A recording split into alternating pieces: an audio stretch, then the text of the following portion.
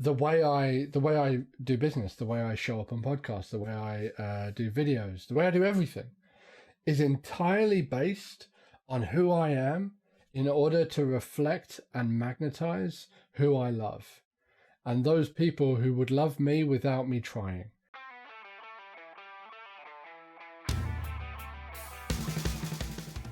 Welcome to the B2B Digital Marketer Podcast, a podcast helping you to end your struggle with digital marketing, helping you to pave a new and better path to target and capture your ideal customer. Each week, we teach you how insiders and experts debunk the dreary and become engines of innovation.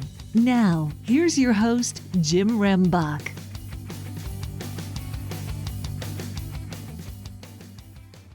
Okay, B2B DM gang, I'm excited about the guest that I have on today because we've already had some good reflective discussion that we're going to bring on the show to you. I have Chris Richards with me. Hey, Chris, thanks for joining us today. Hey, Jim, good to be here. Thank you for having me.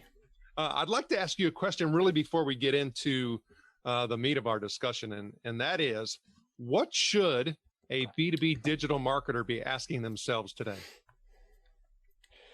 Oh, wow. I would say they should be asking themselves, who am I and what do I stand for?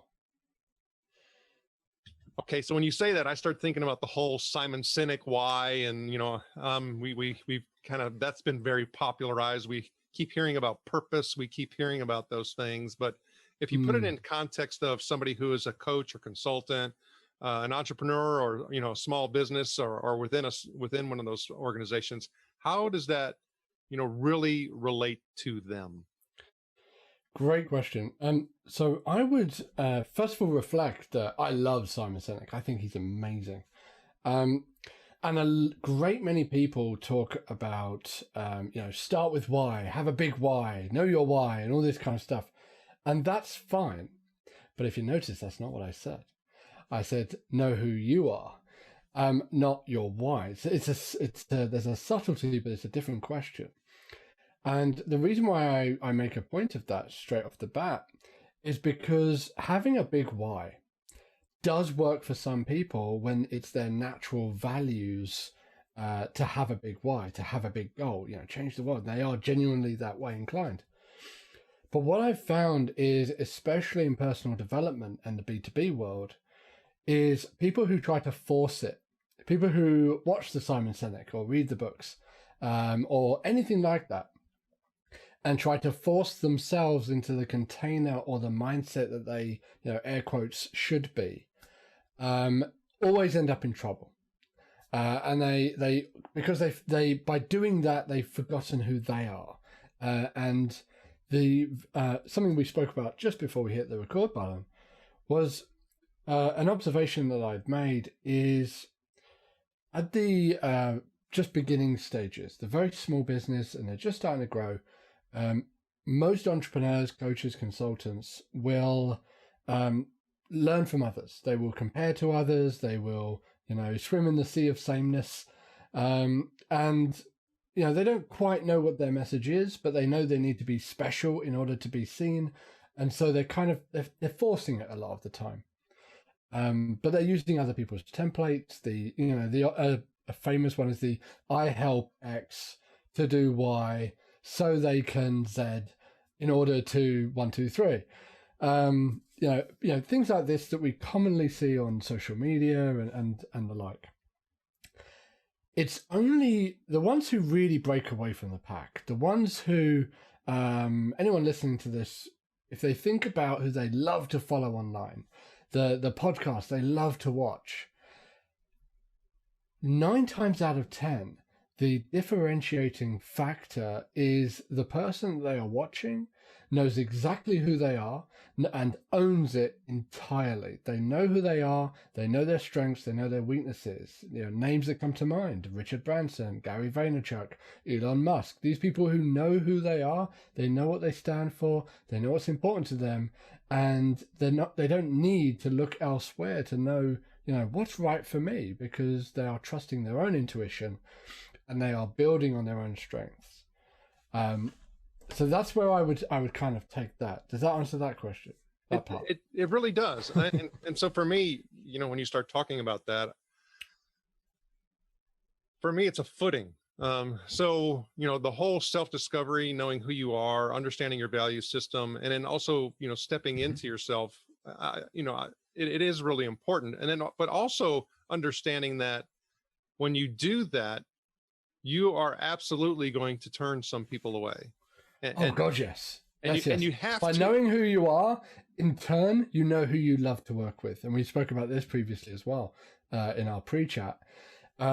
The way I do business, the way I show up on podcasts, the way I do videos, the way I do everything is entirely based on who I am in order to reflect and magnetize who I love and those people who would love me without me trying. Quite a good guiding principle on this is if you feel like you're trying, then you may not be entirely aligned. If you're trying too hard at any part of yourself, then you may not be entirely aligned, and you may be trying to at least filter yourself. And this is what a lot of people do.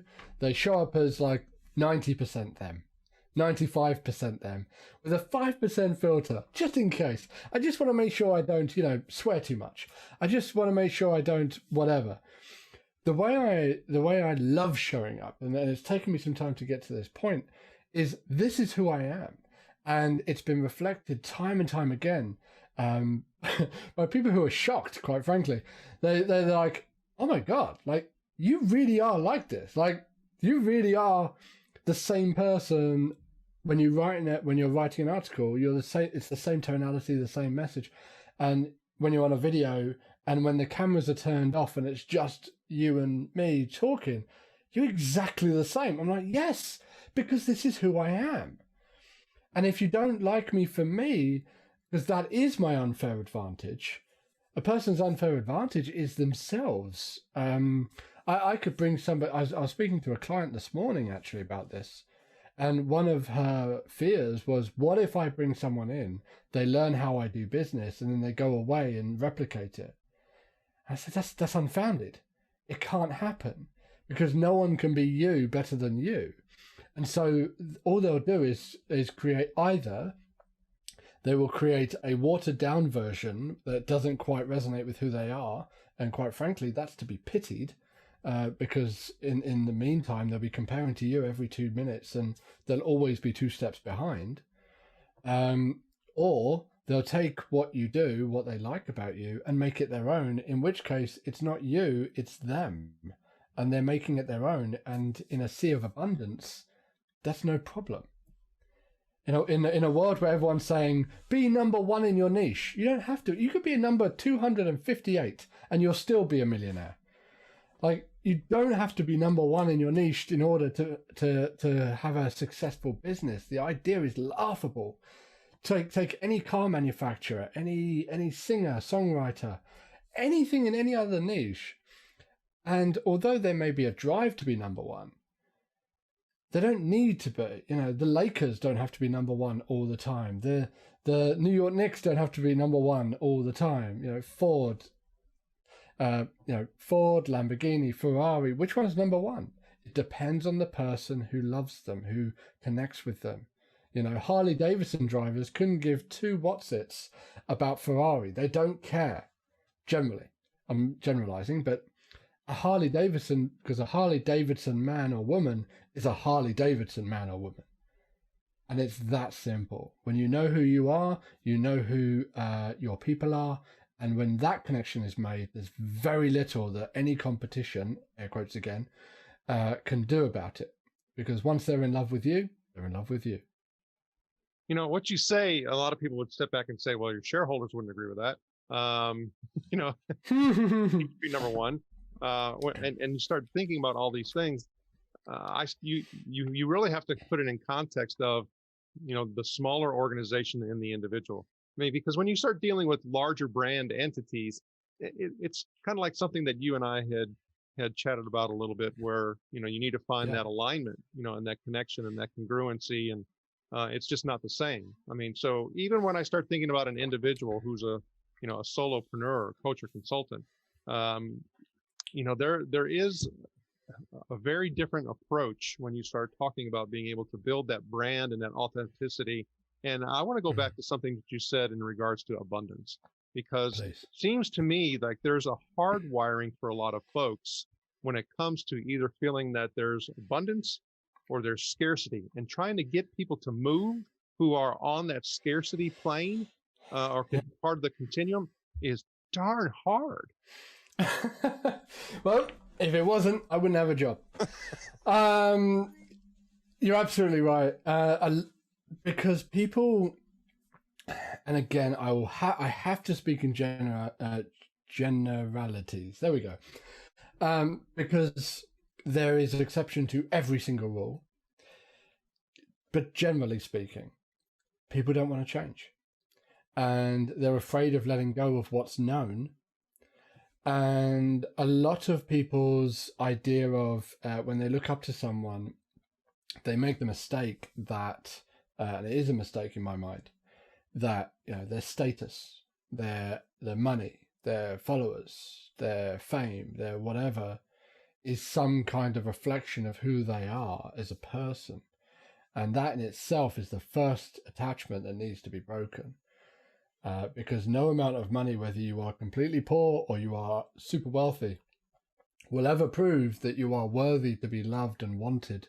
And yet a lot of people, a lot of entrepreneurs come from a lot of childhood trauma where they've learned to attach their worth to achievement or to status or to some other metric, rather than being able to just own that I am enough, and it's irrelevant what I have and what I'm doing and what I've achieved and what I could achieve and what people think of me. I am me, and I can own that. And very few people, and we talk about it as if it's this easy concept. It's easy to understand in part, but it's certainly not easy to implement. And it takes a lot of work. It takes a lot of courage and humility. If you don't have courage and humility, there is no way of letting go of that scarcity, because it's the scarcity that your mind thinks is keeping you safe. As long as I'm number one, I don't have to worry about not getting clients because I'm number one. So clearly I must keep working to be number one. And what's really happening there is they are in that moment tying themselves too much to the outcome, and they're losing themselves because they're tied so much to, I must get clients, I must be number one. My shareholders are leaning on me. They need to see the profits going up. And even entrepreneurs themselves, if they don't go up and up and up and up and have sustainability, predictability of income and all this kind of stuff, if they don't have that, they think there's something wrong. And actually in almost every business, there's going to be troughs and there's going to be peaks. And the general direction is you want it to be going up, but it's not going to be up month on month, very rarely. And if it is, then half the time it's a bubble. So it's to be very careful when it comes to growth, that the sustainability is being built in with it, and you're not just growing for the sake of growth. So I've covered quite a lot there, so feel free to ask anything on any part. Well, there is a lot to unpack there. And I start thinking about the one or the folks. Like even speaking for myself personally, I mean, I have filters that I'm putting on myself all the time, for various reasons. I mean, I grew up with three brothers in a suburb of Chicago that was more blue collar. It was more of a survival, scenario more so than it was, anything else when you were out on the streets. I mean, yes, we had good friends, and yes, we felt safe and everything else, but there's a whole lot of things that are associated with that you act and behave, and it becomes ingrained, and then you take that out in the workplace and people are like, whoa, hey, I come with passion, I love to help people. Part of the filter is being able to, tone down so that people, can connect and really see that I do care, and then you throw this whole, I'd like things to move quickly scenario. And I also don't like to do the same thing over and over again, because, that's a standard entrepreneurial trait. Just the dislike to do anything more than once or twice maximum. And that's why entrepreneurs make terrible CEOs, and they make terrible COOs. Absolutely terrible, because what happens is people live. I'll tell you a very, very common trait that a lot of entrepreneurs follow is they have too much of an attachment to intensity and not enough comfort with intimacy. And they have too much connection and attachment to attention and not enough to intrinsic worth. And because they're leaning too far into intensity and attention, they tend to live through, they tend to live through their business. And when their business starts getting, air quotes, boring, that being predictable, and it's growing and growing and growing, but there's no kind of intensity anymore. There's not the grind. There's not the hustle. They're not pushing. They start to get bored. And when they start to get bored, they start to break shit. And they start to break things, and they start to make themselves the single point of failure. I see that a lot in 6 and 7 figure businesses. They put themselves as that CEO. They put themselves as the main point of sales. They put themselves as the main team manager. And then of course they don't have any time because they're rushing around. And when they don't have any time, they get burned out. And when they get burned out, the business starts going down. Stop talking about me. Stop talking about me. It's almost like I know my audience. What can I say? So yeah, in the sea of sameness, the way I come through is this. Like, I get it. I get the thoughts. I get the habits. I get what people are doing. But most importantly, I get why they're doing it, and I know how to change that configuration. And that is what I believe sets me apart, because it's part of who I am. Part of who I am is this ability to, everyone's born with gifts, I believe. And especially if your life has been such that you had to cultivate gifts in order to survive. As I said, a lot of entrepreneurs are born from trauma. I am no exception. I had a great deal of trauma in my life, even though I call it well-intentioned trauma from my parents, because they were well-intentioned. I wasn't beaten, I wasn't neglected, I wasn't kept under the stairs like a Harry Potter thing. I was given love. The difficulty came that, weirdly enough, my parents, all 4 of them, because they were remarried and separated, remarried, they all had something that they were dealing with themselves, and that was projected in their parenting. And as such, I had a major issue with connection. I had a major issue with intimacy, with trust, with autonomy. I got addicted to this ability to make people laugh. If I can make them laugh and I can entertain them, then they'll want me. All these kind of safety mechanisms started to form my personality. If I can spot when somebody is doing something and figure out why they're doing it, I treated a lot of my social interactions as almost flowcharts. In fact, no, they were being treated as flowcharts. If the person does this, they either are thinking this or that. If it's thinking that, then it's probably because of this and this. Therefore, my best effort would be to be doing this. I was really kind of flowcharting human behavior as a defense mechanism.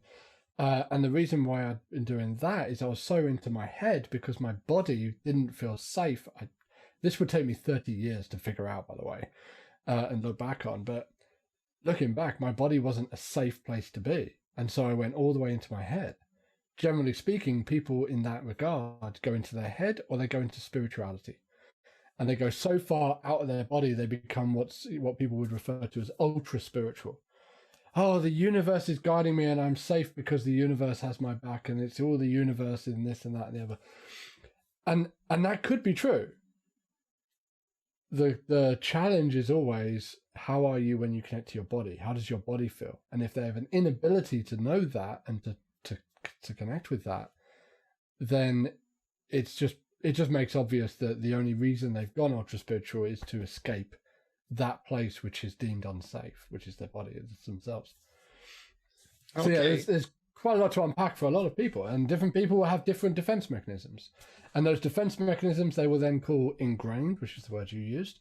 I prefer to use well practiced, because nothing's ingrained, because your neuroplasticity, which I know you know about, I've got a feeling you do, because you've got enough books on the subject behind you. Neuroplasticity, if you practice something often enough, it will become ingrained. But if you stop practicing it and you start doing something else, the neurological link, a new neurological link is created, and the old one kind of dies away. It kind of falls away and degrades. Sometimes not entirely. Sometimes it's just still there in the background. You know, and this sounds like I'm doing the new thing, I'm doing the great habits, but every now and again I get this feeling of going back to my old way. Okay, well, that's fine. You know, if it served you for that long to keep you safe, of course it won't leave you. Of course it'll be there. It's like the ego and the identity will be there going, we're just going to keep this defense mechanism here just in case. We won't quite throw it in the trash. We won't be using it as a day-to-day plan, but we're not getting rid of it either. And it will hold it, and it will keep it out the way, just in case it's needed again. So that happens sometimes. So we can sit here and we can talk about a lot of these different, frameworks and thoughts and, Yes. findings and, outcomes, but ultimately you're talking about it leading to revenue.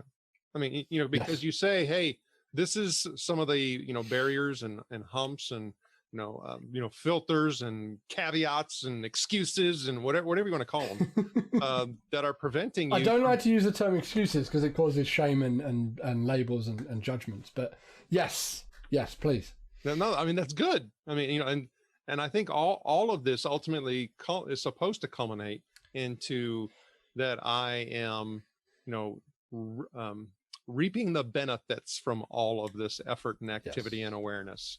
And new behaviors and I'm being able to scale and grow my business, even if I'm working in an organization, and I'm responsible for either marketing or sales. I mean, whatever the case may be, it's still all part of the same, ultimate outcome that I'm delivering more value, and then therefore I'm getting compensated for that value.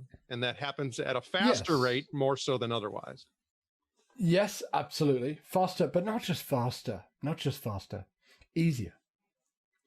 What I see a lot of people doing is they start growing their income. This is where it becomes more practical. They start growing their income. They start making bigger offers, approaching more companies, all this kind of stuff. And we briefly touched on this in the pre-chat. You can only stretch the identity so far. And what I mean by this is, if you can imagine a zero setting, an ego zero setting.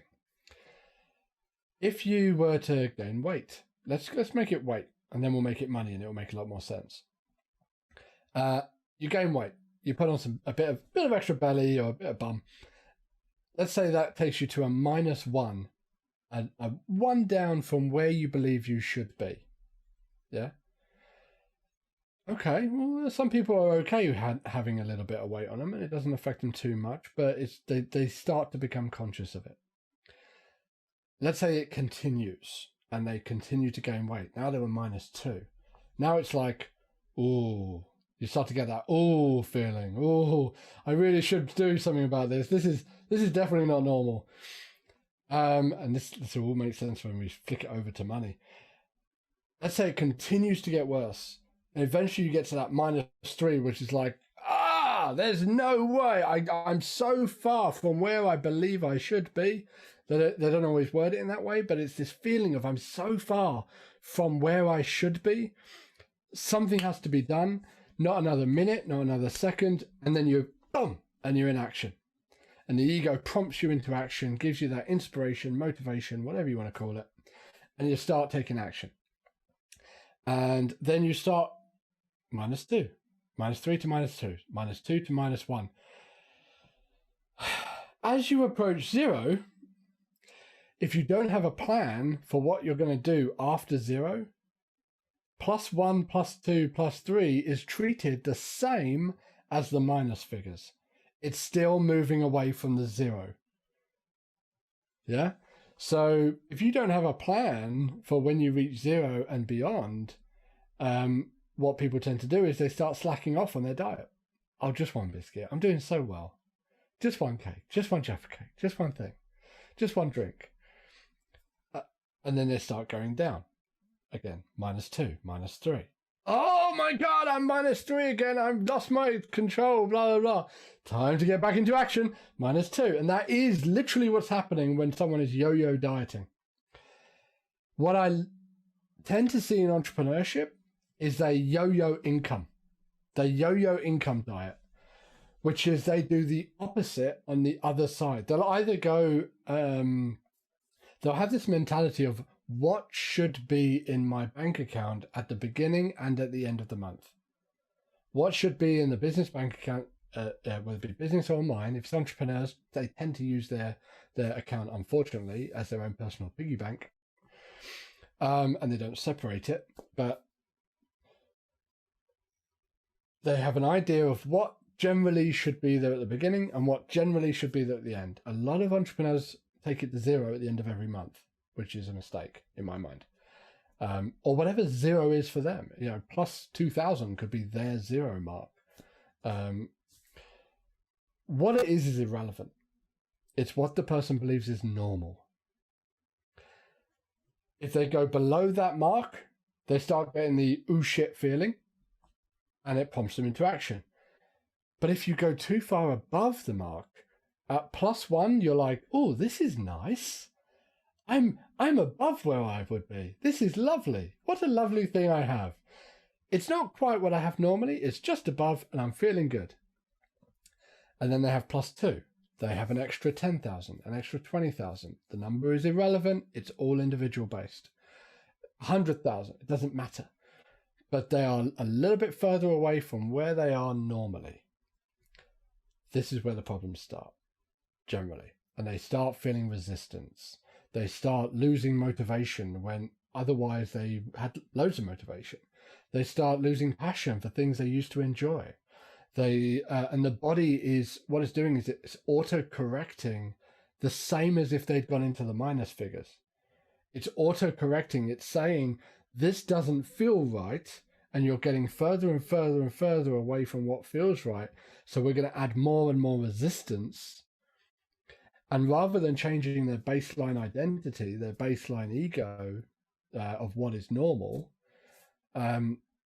they just keep pushing and keep pushing and keep pushing. And then what tends to happen is they burn out, or their passion burns out, their motivation burns out, or worse, and I've seen people do this with 7-figure businesses, they will blow up the entire business. They'll just crush it to the ground and start from scratch. Or they'll think, what a wonderful time to start something new. And they'll get this impulse to do something, but the result of that impulse, the result of that action, undoes this previous bank account. So they'll stop making offers. They'll stop making offers. They'll stop putting themselves out there. They'll stop showing up online until it becomes closer and closer to that zero mark again. And until someone changes, not changes, although that is a good word, but evolves their sense of self to go up with the results. So as the money goes up, you acclimatize to that new level. And now if the money goes back down to what it was a year ago, now it's not zero. Now it's -1. Yeah. And then you evolve your mindset again. And if your money goes back down to what it was a year ago, now it's not -1, it's -2. And your ego starts working for you rather than against you. The difference, like I said, when it comes to revenue, is not about how fast it happens, but how easy it happens. And this idea that it has to be this grind and we have to force our way through is just wrong. And it doesn't have to be that way. And that's a big part of my message. Okay, so then, wait a minute. So I think this is a really important part, because, I mean, what you're saying to me is like you said, it's common, but you're saying it's counterintuitive. But I mean, I think for me, a lot of the things that you hear repeated again is that you have to be able to have something that is a system that is successful and that can be repeatable so that it can be scalable. I mean, we That's hear tactical. that over and again. Yes. That's tactical, yes. Yes. But what people tend to do is they avoid making the system so they can keep themselves a single point of failure. Interesting. So what we're talking about is just a whole mishmash of self-sabotage. Yes, entirely, yes. The reason why I don't tend to use the terms like self-sabotage is first and foremost because people are deaf to it. They've heard it so many times that they hear it and it's just another word. It's lost meaning. So what I tend to do is what I've just done, which is I describe it to you and allow you to self-identify and go, oh crap, that's exactly what I've been doing. Oh, every time it's going really well, I change my niche. I change my avatar. I change my offer. I'm not doing the same offer over and over again. And it ties into this entrepreneurial trait of not doing the same thing more than once. I did a post the other day and got a good laugh. I said, insanity is doing the same thing over and over and expecting a different result. Unless you're an entrepreneur and the thing you're doing over and over again is actually a really good strategy, and then it's not insanity, then it's consistency. And it's the one thing that people are missing. They're unable to do the same thing over and over again, because to do that is to take them away from themselves. And the further they take them away from themselves, the more uncomfortable they are. A lot of people say, I'm comfortable with discomfort. No, you're not. You're comfortable with chaos. You're very uncomfortable with calm. And that is the problem. If people are not comfortable with calm, they break things for no reason. Okay. Or rather, they don't need to. Okay. So for me and a lot of the people that I work with, I often find that there aren't, the systems in place that enable success. So if I start talking about, revenue and revenue generation and growth, I mean, when you start talking about how to be able to, capture, a lead, think about top of the funnel, being able to move them, to the middle of the funnel and get them to the bottom of the funnel. There's no system in place in order to be able to do that. So then I start wondering, like you're saying, have they not put that in place, or why have they not put that in place? Right. Because that's kind of core and critical. Because if you don't have that mechanism, we have all seen this happen. Let me give this scenario. Please. I mean, we see this company just growing like gangbusters.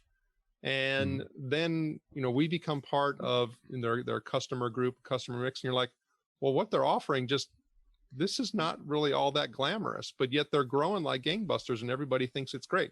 And then we've also, what I see mostly is the opposite side, is these companies aren't growing, but yet they have the most fantastic product because they don't have the sales and marketing machine in order to be able to drive it. I will go one further.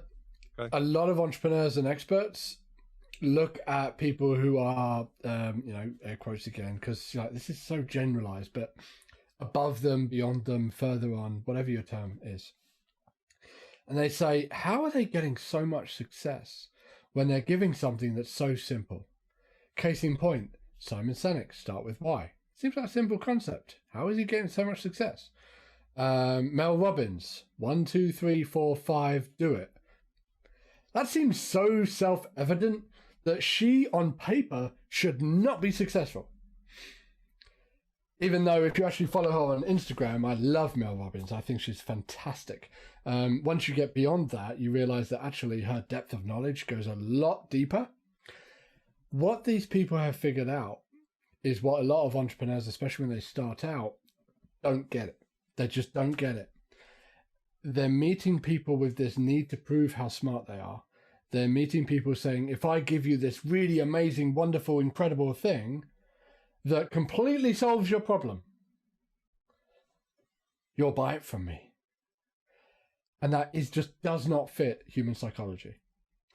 Generally speaking, humans will not do that, because if you give someone that, then the only reason they're going to fail is if they themselves are not good enough, and they're sure as hell not going to leave themselves open to that risk. Generally speaking, the ones who are really kind of cutting away and getting the leads and getting them to the point where they are open to going the next step. I'm not a believer in make the funnel and move them through the funnel.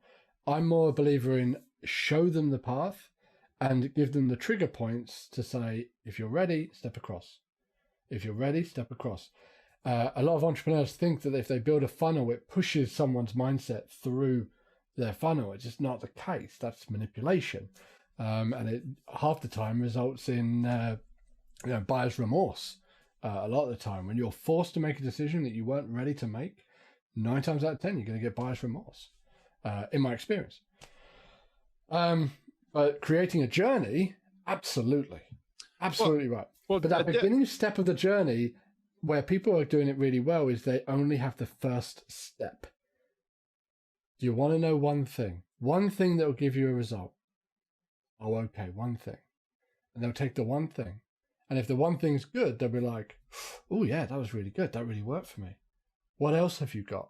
And it allows them to move to you through curiosity, as opposed to you chasing them and trying to pull them through a funnel, which is what I see a lot of coaches, consultants, entrepreneurs doing, is they're trying to pull people through a funnel and manipulate and push them and influence them through a funnel, when actually they'll get a lot better results and a lot more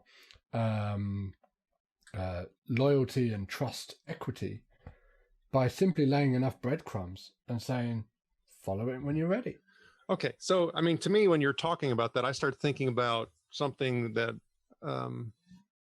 I talk about in a lot in regards to employee engagement and customer engagement, is really the difference in how you view, your potential customers or prospects. Do you see them as objects, or do you see them, as assets? And if I see them as, or can I go or people? Like, can we? I would love to see more businesses see their customers as human beings that have other things on, not because we as experts and we as business owners, our business is our life. It's our lifeblood. It's the most important thing in our lives. And we make this assumption that it should be the most important things in our customer's life as well. And it just isn't the case. So to treat a customer and a client as a human being who has kids who are pulling on them, like to do homework, and the school is calling them 2 times a day, and their car's just broken down, and life is happening, and you're just a piece of it. Where coaches and consultants insist on being the biggest piece is where they go wrong, because they're like, no, treat me as it's like being a needy partner. It's like, treat me as the important one. It's like, but you're not the important one. My child is the important one. My partner is the important one. Oh, God forbid, I'm the important one. You, business, are not the important one. Well, and that is part of the value mindset. So it's like, I value you as a person, as an individual, as someone who has, all of the things that you're talking about, versus an object who I need to, manipulate. But we do in this world most definitely have to do a very good job of, influence and persuasion. We have to deploy those, and how we do it, how we do it is important. Absolutely. Because some people use the timers, the countdown timers, some people do incentives. Some people do, those little pop-ups. Doris in New Orleans just bought it. Oh, Bill in New York just bought it. This person and whatever, and these pop-ups keep coming up. And what that does is it creates this social reinforcement to say, oh, these people are doing it, and it creates FOMO if you're open to FOMO. But here's the important part, which is why I come back again to know who you are, know who your people are, and know what you stand for and what you stand against. Because I go onto those sites, I instantly turn them off. I have never, in the last 3 years, I think, I have never once, so I've just got some pop-ups, I have never once stayed on a site that has a countdown timer or a pop-up in any way. I don't stay there. Because not only am I not only do I not resonate with those tactics, but they actively turn me off because it tells me that the person is after somebody who can be manipulated and who can be influenced in that way. That being said, that is my level of consciousness. If the person is in a state of consciousness where they are, as we talked about, living in scarcity, no judgment whatsoever, that person goes on the site. That tactic works very, very, very, very, very, very, very well. So the question again is, who do you want? If that person wants those people, then great. They're using exactly the right tactics to use.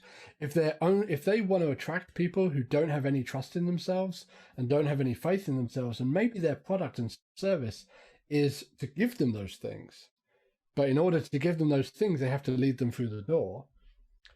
Fine, great, brilliant. As long as they're ethical in their approach, fantastic. That's fine. The only difference between manipulation and influence is your intent.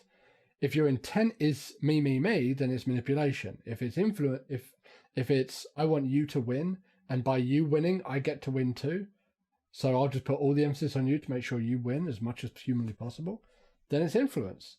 If it's I need to win, so make sure you give me your money. No, come on, let me tweak your brain so you can give me your money. Then it's manipulation because you're doing it for you and you're not doing it for them, really. So Chris Richards, that's why I have you on the show, because I want you to be successful. I'm doing it for you. Absolutely. And I'm here because I want to help you. And when you get those partnerships, it works beautifully. I mean, we joke, but that is why I come on the show. We said before, and you made a point. You asked me, what do you have to sell? What do you have to offer? I'm not. That's the point. When you show up in that kind of, I'm going to give value, you're going to give value, and the people that we're after are of the mindset where they are perfectly happy saying, oh, these people aren't going to try and maneuver me. These people are just here giving me value, and they're going to trust me as a human being to make my own decisions. That to me builds way more faith and way more trust, which builds a longer term relationship than any countdown timer. Well, I would choose that. But again, times out of 10. But again, though, we want to work with all of you. So, because we want you to be successful. I mean, and that's the thing. We love to help. We love to help people. Yes, we love to not help before they're ready. But not before someone's ready. If someone goes before they're ready, this idea of create the funnels and move them through your funnel. I don't move someone through my funnel. I ask them, "Are you ready for the next step? If you're ready for the next step, take the next step. If you're not, stay where you are. Enjoy where you are. You know, here's some other things at your level of awareness, at your level of receiving. Here's some stuff that you're ready for. Not everyone's ready at the same pace. That's very Some people will come in, they'll meet you, they'll know you and be like, holy shit, this is the kind of person I've been looking for so long. I am ready. Let's do it. And they'll be on the phone that day. Other people, they'll be like, can you send me your YouTube link? Can you send me your PDF? I'll sit with it. Maybe I'll read it. Maybe I won't until a month later. And they'll just go through slower, and that's okay. And it's this mentality of not treating every customer like they're the same.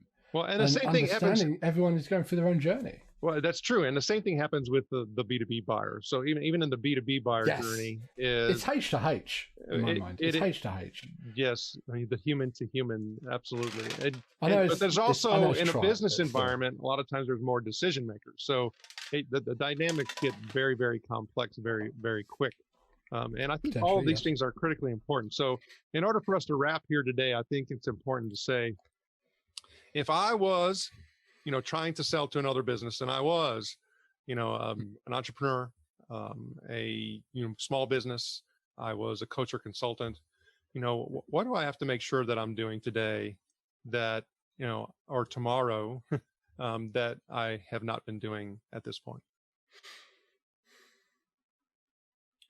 Be more concerned with their bottom line and their best interests than you are with your own. When you walk through the door, the energy you give off when you are genuinely more concerned with their bottom line and their results than you are with your own,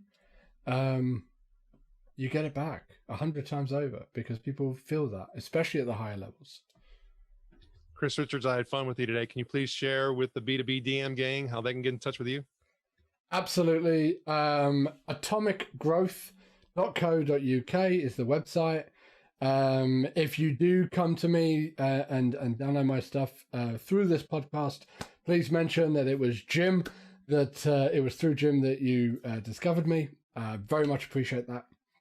But atomicgrowth.co.uk, or find me on Instagram or Facebook. It's super easy. Chris Richards, Atomic Growth. You will find me because you put those words together and I will come up straight away. I guarantee you.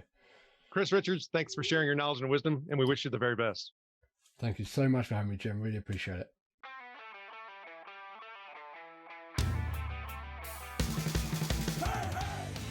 Thank you for joining us. Go now to join the B2B DM gang in the B2B Marketer LinkedIn group, where you can connect with other B2B DM disruptors and get access to our B2B DM cheat sheets, checklist, and guides. While you're at it, if you found value in this show, please help by going to iTunes to rate, review, and subscribe. And share the show on all of your digital platforms. Be sure to tune in next week for our next episode. And always remember, you can automate your lead capture, but you must lure your lead.